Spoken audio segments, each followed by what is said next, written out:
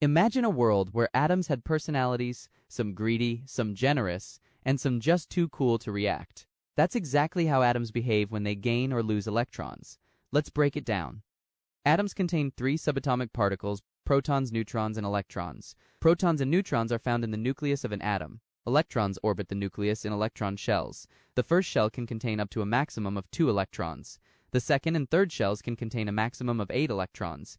Atoms with an incomplete number of electrons in the outer shell are unstable. To attain a full outer shell, they either gain or lose the electrons.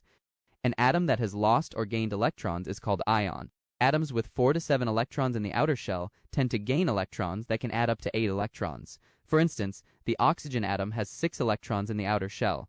To be stable, it gains 2 more electrons to attain 8 electrons in the outer shell. Chlorine has 7 electrons in the outer shell. It gains 1 more electron to be stable. Atoms with 1 to 3 electrons in the outer shell tend to lose electrons. For instance, magnesium has 2 electrons in the outer shell.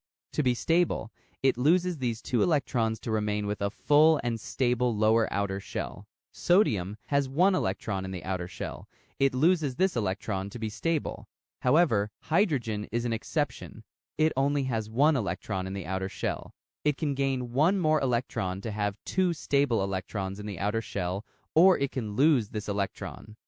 Atoms with a full outer electron shell do not gain or lose electrons. Therefore, these atoms are unreactive. They do not form a chemical bond with other atoms. Some examples of these items include helium, neon, and argon. Did you know that noble gases like neon and helium are so stable that they're used in neon signs and helium balloons? Their outer shells are already full, making them too chill to react with other atoms.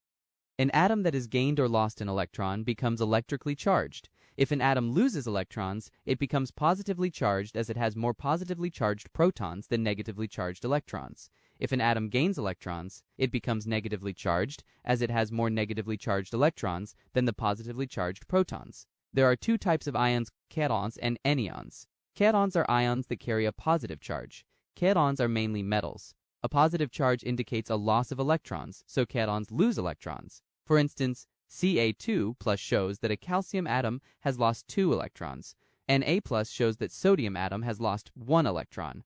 Anions are ions that carry a negative charge. Anions are mainly nonmetals. A negative charge indicates a gain of electrons. For instance, O2- shows that an oxygen atom has gained 2 electrons. Cl- shows that chlorine has gained 1 electron. To recap, an ion is an atom that has lost or gained electrons. Atoms with 4 to 7 electrons in the outer shell tend to gain electrons. Atoms with 1 to 3 electrons in the outer shell tend to lose electrons, with the exception of hydrogen, can gain or lose an electron.